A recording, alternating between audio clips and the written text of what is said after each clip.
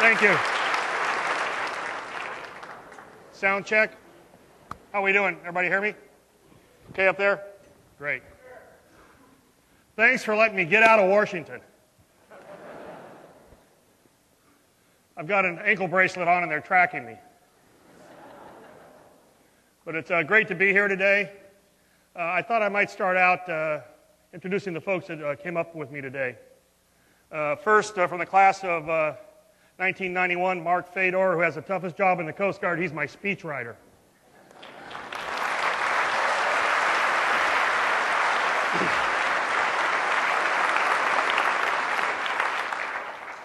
And my press assistant communications director, class of 89, his cadre, Martha LaGuardia Kotite.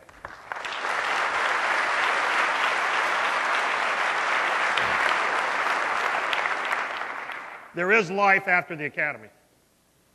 And Master Chief Petty Officer of the Coast Guard, Skip Bowen.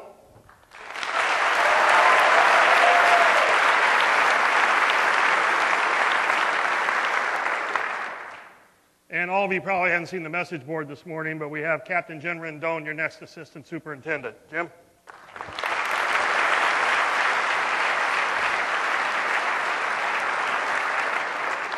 Class of 83 and not a bad football player. Well, as you all know, the last 2 years that I've come here, I made a video. Well, I brought a video again this year, but I decided to outsource it. And I came across a particularly interesting video that focused on one of the art forms that I enjoy most when I sit around at night after a hard day, and that's hip-hop.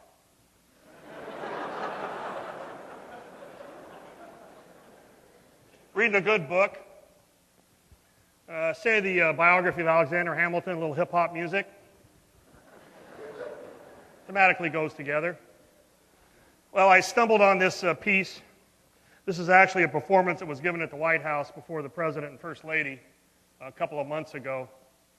And it was created by the gentleman that wrote the score for In the Heights, the Tony-winning musical. You're going to be a little bit surprised by this, but I think the video will speak for itself. Can you please play the video?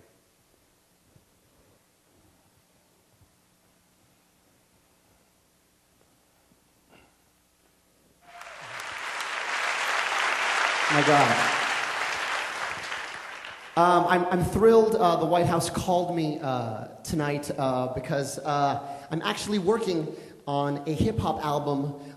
It's a concept album about the life of someone I think embodies hip-hop, Treasury Secretary Alexander Hamilton.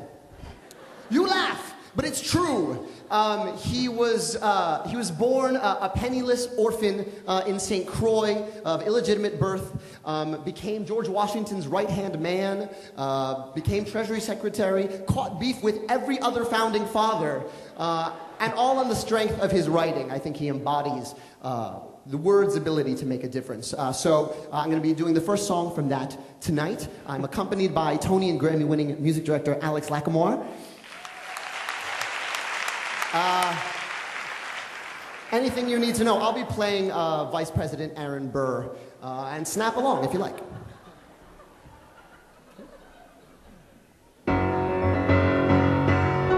How does a bastard orphan son of a whore and a Scotsman dropped in the middle of a forgotten spot in the Caribbean by providence, impoverished and squalor, grow up to be a hero and a scholar? The $10 founding father without a father got a lot farther by working a lot harder, by being a lot smarter, by being a self-starter. By 14, they placed him in charge of the trade and charter, and every day while slaves were being slaughtered or carted away across the waves, our Hamilton kept his guard up. Inside he was longing for something to be a part of. The brother was ready to beg, steal, borrow, or barter. Then a hurricane came, devastation reigned, and our man saw his future dripping down the drain. Put a pencil to his temple, connected it to his brain, and he wrote his first refrain, a testament to his pain. Well, the word got around, they said, this kid is insane, man. Took up a collection just to send him to the mainland. Get your education, don't forget from whence you came, and the world is gonna know your name. What's your name? Hamilton. His name is Alexander Hamilton. And there's a million things he hasn't done. But just you wait, just you wait. When he was 10, his father split, full of it, debt-ridden. 2 years later, see Alex and his mother bedridden, half dead, sitting in their own sick, the scent thick. And Alex got better, but his mother went quick.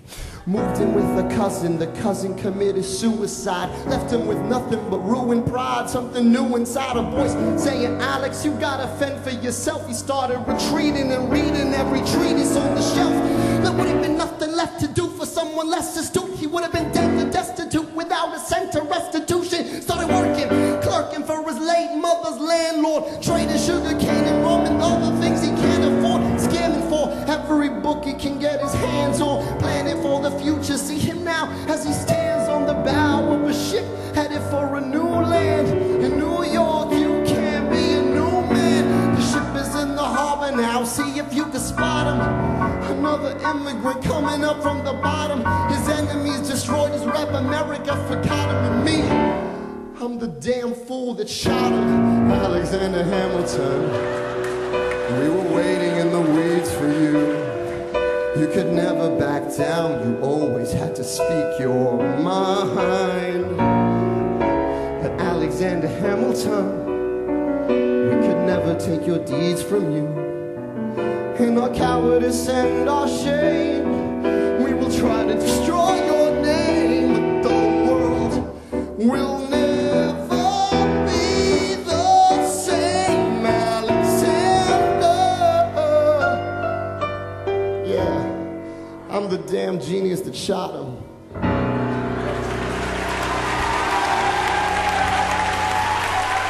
Thank you.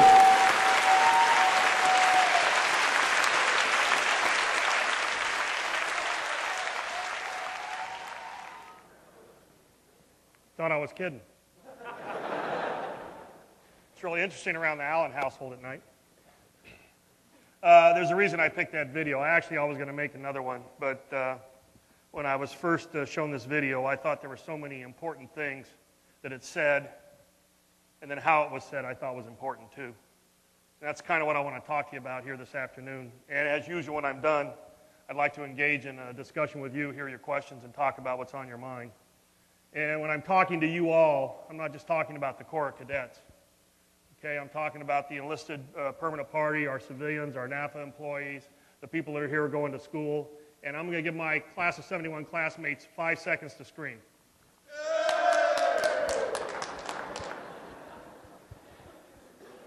They had to let go of their walkers.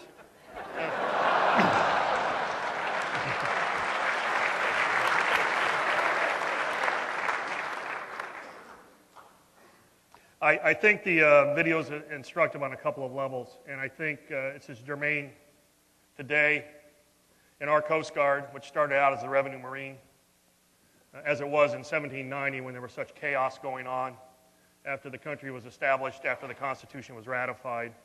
And I think everything about the transition of this country into what it has become and the essential elements that created the Constitution and this government are largely framed by the intellectual work of Alexander Hamilton and a few founding fathers. And he did this against enormous odds. I'll make one correction just to correct the record. He was not born in St. Croix. He was born on the island of Nevis near Montserrat and then moved to St. Croix. Got to correct these guys. But he witnessed a hurricane. He saw the devastation impact of slavery on plantation life down there. He saw that everything was bad about the mercantile system under the British Empire. And because of that, because of the ideas that he had, we are standing here today in this uniform. And I have testified before Congress. I've talked to a number of groups around the country and around the world, and I tell them that the United States Coast Guard is a unique product of the American Revolution. Before the American Revolution, there was not such a thing as a Coast Guard. You had navies, you had border guards, you had customs types functions, but you did not have a patrolling force protecting the sovereignty of the nation based on international law, customs, and the sovereign authority that belies a nation to be able to conduct trade. And there was never an entity that was created like us before then. And if you've looked at Coast Guard Pub 1, you will know that in Federalist Paper number 12, which is entitled On Revenue, written by Alexander Hamilton under his nom de plume, which was Publius, a Greek name he took on, he said that some vessels stationed at the entrance to our bays and harbors would at very small expense be useful sentinels of the laws. I took that phrase from Federalist Paper number 12 and put it right in the front of Coast Guard Pub 1, our doctrinal pub. Because that is what we've become, sentinels of the laws. And that is the reason that a fast response cutter that is being built right now to replace the 110s will be called the Sentinel class. There needs to be a legacy attached to our operating units, how we name and carry on our tradition. In this case, we're going to be able to trace the fast response cutter back to Federalist Paper number 12, authored by the genius of Alexander Hamilton. Now, one thing you got to know about Alexander Hamilton, and you already picked this up, and if you read about him, he was a fairly energetic person, okay? Just reading his biography made me tired. But he did a couple of things that have become landmarks to great leaders. And he wasn't a perfect person. He was probably the first public figure in the history of the United States that was involved with a scandal regarding another woman that was not his wife. He was not perfect. But he knew what he believed in. He put his heart and soul into furthering the environment around him and his country. He communicated clearly. He communicated exhaustively and energetically. And he never gave up on his point of view, his values, and what he stood for. To the point, there is some speculation on whether or not he did what they call throw away your shot. In other words, when Aaron Burr took the shot, he threw his in the air. We'll never know. But if you look at some of the organizational DNA that we have absorbed over the years related to being able to operate in environments that are challenging and complex, and what I've told everybody for the last couple of years, to create the art of the possible where none exists, to open the too hard to locker, to take complex problems out, to deal with them. There was no more complex problem in the world than trying to fund a government that was bankrupt, which was the basis for our existence. What does that tell us all here today? Over the last 3.5 years as Commandant, I've been talking about making the Coast Guard a change-centric organization.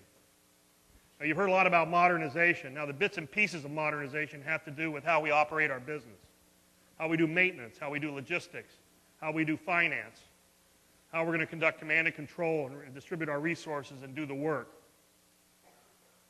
But modernization is not what I'm trying to achieve in the Coast Guard. And to some extent, I'm trying to achieve in the Coast Guard what Alexander Hamilton was trying to achieve during, after the Revolution, and leading up to the ratification of the Constitution. I'm trying to create a new form of organization that is adaptive to its external environment, that can understand subtle nuances and changes from our stakeholders and those who demand services of us, and create an organization that can continue to change and evolve. Modernization is only the work list we have right now. What I really want the Coast Guard to be, the Academy to be, and all of you to be are lifelong learners, people that think about problems, sense the external environment, and are be able to adapt to it without having somebody come in and tell us, you have not changed, you have not kept up with the times and dictated terms to us. Because the environment we live in now, in many ways because of the 7x24 media coverage, is a zero tolerance for failure environment. And if we can't create ourselves as a self-correcting organization or a self-regenerating organization, we run the risk of having somebody say, there's a problem, you're not fixing it, and we have terms dictated to us. And it's the same in life. We have to understand what's changing around us, and we have to adapt. And you have to do that by lifelong learning, continually focusing on your leadership skills, what you believe about yourself, what you believe about those around you, and where you see yourself in the Coast Guard. I think I told you several years ago when I was here, if you look at our core values of honor, respect, and devotion to duty, they're really concentric circles. Honor is at the center. It is the compact you make with yourself on how you're going to conduct your life. Respect is the compact you make with those around you, the people that are sitting next to you, that are in Chase Hall, that are down on the Eagle, your summer cruises in the Coast Guard with you. And devotion to duty is the compact you make with your country when you put on this uniform. Okay? I don't own these stars. The American people lent them to me. And I'm going to have to give them back on the 25th of May. All right? Admiral Papp will have them then. It'll be his responsibility to do the same thing. And I will give you a nautical metaphor to drive the point home, and I may have done this a couple years ago. As you are learning about our service, acquiring skills, education, learning teamwork, understanding what it is to commit yourself to public service, remember not to get stuck in relative plot, where you're at the center of the maneuvering board and you see everything relative to you. You all know what I mean. To really understand what's going on, you've got to take your course and speed, the range and bearings of the contact, develop their course and speed, and resolve the vectors, then you really know what the true situation is. If you constantly look at everybody in relation to you, you're at the center of the universe. That's how you see the world. That's not the world. You've got to be able to solve that solution on a daily basis. And that requires your skill, your intellect, what you're going to gain here, and what you're going to gain after you graduate. Whether it's PCO, PXO school, OCS, Foreign Officer Indoctrination, or whatever. It's a constant evolution of acquiring skills in that portfolio that makes you better and adaptable, more agile and flexible, but a better leader, not only for the people that are working for you, but the people that you work for and the people that work around you. Now, we are going through significant change in the Coast Guard right now. And it's going to require you, as you move into the service from whatever school, course, four-year college you're attending here, to be able to understand that and adapt to it. That is a challenge that I've laid before the Coast Guard, and that's a challenge I've continued to present to you every time that I've come up here. It's not an issue of dealing with the schedule, which is tough. We cram more things in the day than you know what to do with, no matter what program you're involved here.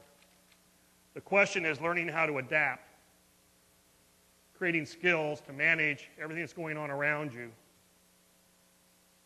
and creating the conditions for future success in your life.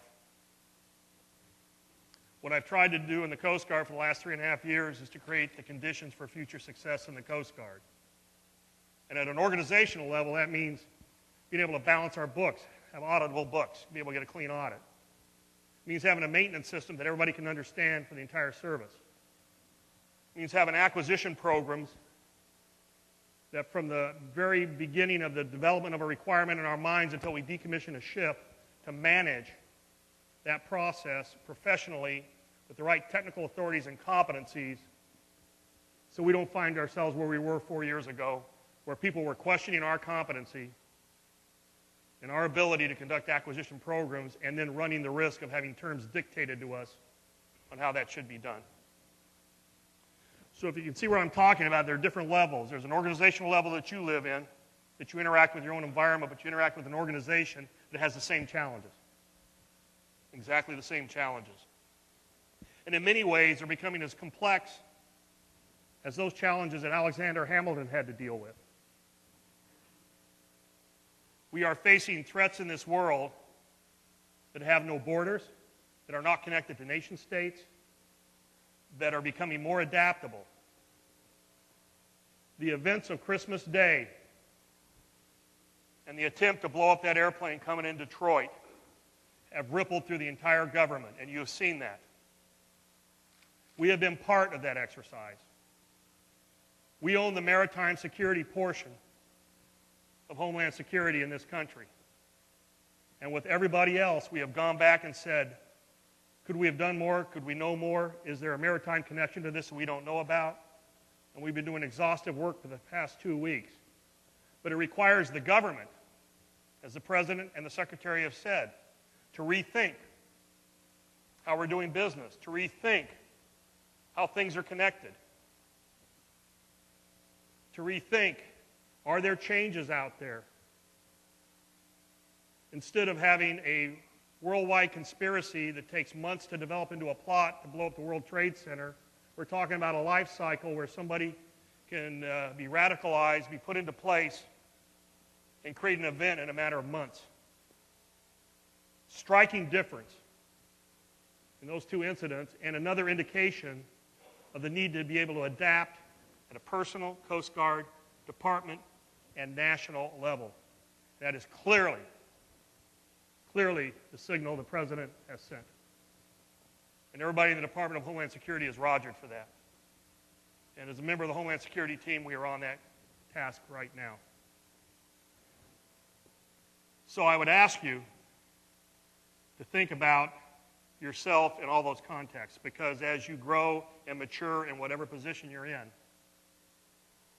you're going to be faced trying to solve complex problems that haven't been presented to us before. Because each second we are on this earth, it is expanding, and it is not the same universe it was in just a second ago. And there will be new things that we cannot predetermine or anticipate.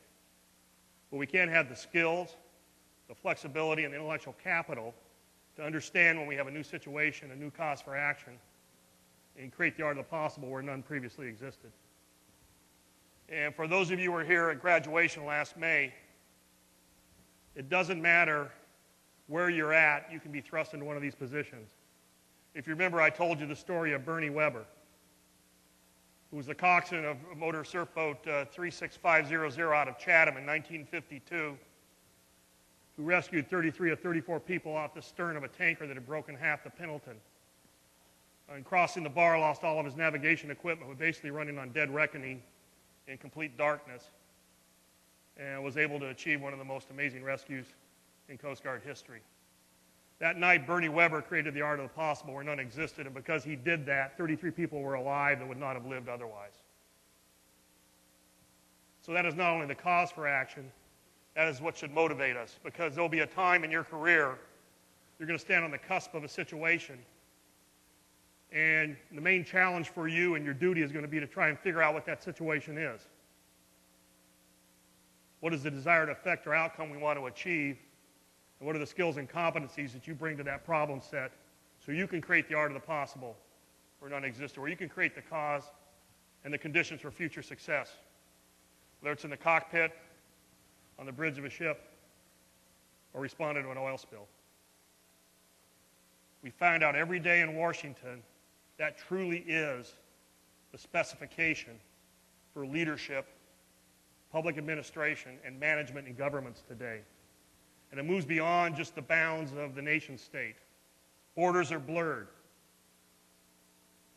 We have global commons we deal with. You've all heard me say, somebody once said, if you looked at this planet from space, you wouldn't call it Earth, you'd call it ocean. That is our domain, folks. That's our area of expertise, that's our competency. That's where the complex problems are going to arise. They're going to be looking for us, you individually, me as a commandant, us as an organization, us as a country, to solve the problem, create the art of the possible, set the conditions for future success. And you're starting to do that here. I will tell you, we're going to get a lot more complicated regarding security situations in this country. One of the biggest challenges facing us, and it will face you as you become officers, officers in charge, XPOs, officer candidates going out into the fleet, that's going to be able to understand how we're going to adapt to do that. And we still have not defined in this country what constitutes an adequate maritime security regime. There are a lot of ambiguities on the water that don't exist in the air, let's say. Because safety is such a requirement in air transportation, we have ubiquitous coverage of radar and communications around this world. We all know that's not so in the 95,000 miles of coastline, rivers, and lakes that we have, where there's not radar coverage, there's not always radio communications, and basically we have an open border.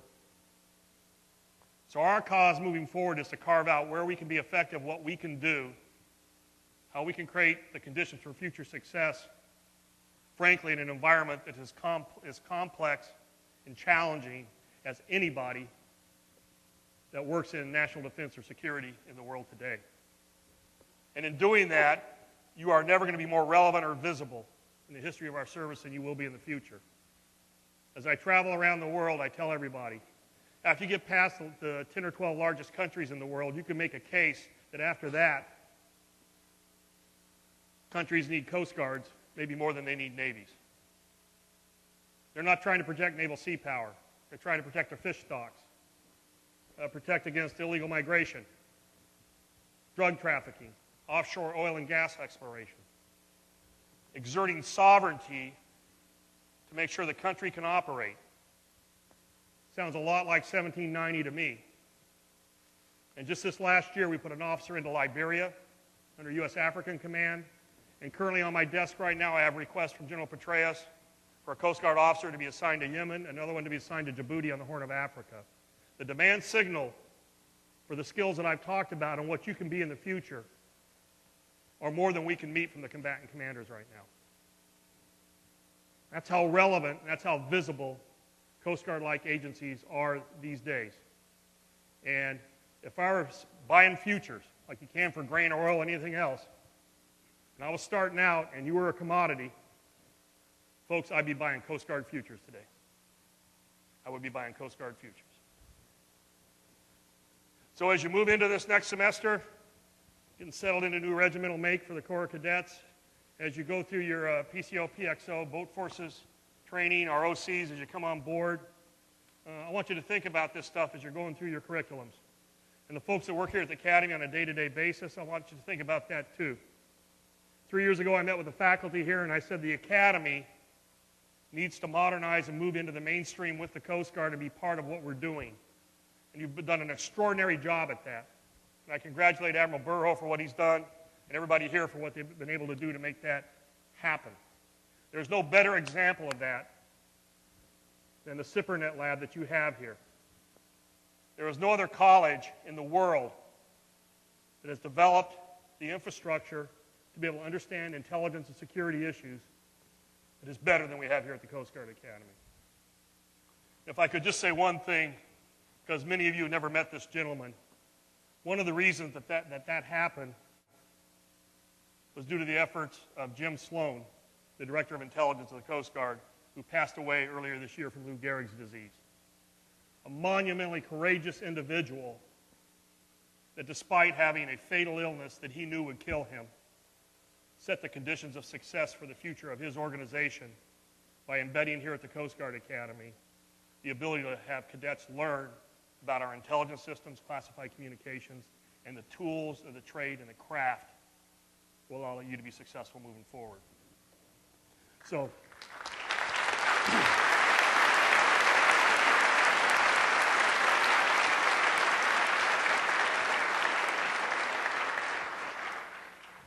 as you get into the hard time of the year, it's cold out there. We're walking up from Roland Hall after dark, wind's blowing 40 miles an hour, it's 10 degrees. I'm from Arizona. What am I doing here? Well, just goes to show if you hang around, sometimes you get promoted, all right? So let me just close by saying, and I told you this a couple years ago, you know, it is very likely that somewhere in this room is the Coast Guard Commandant 35 years from now. Now, stop for a minute and look at everybody beside you.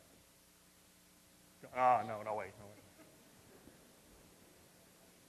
There's some guys up in the balcony from 71 would have said, no way, on Alan. Okay? You're going through one of the hardest parts of the year. It's cold, it gets dark early. There's not as much flexibility to move around, get outside and all that kind of stuff. A lot of change coming with the new regimental organizational structure. Stick with it. Stick with it. What you're learning here are the tools that are actually going to be not only the future of the Coast Guard, but the future of this country. Next year, Admiral Papp will be standing here delivering this address. And I'm going to tell you right now, start thinking of questions for him. If you have any problems, I'll make sure I leave my email with Admiral Burho, and if you like, I'll plant some through you. Okay? So thanks for having me here today.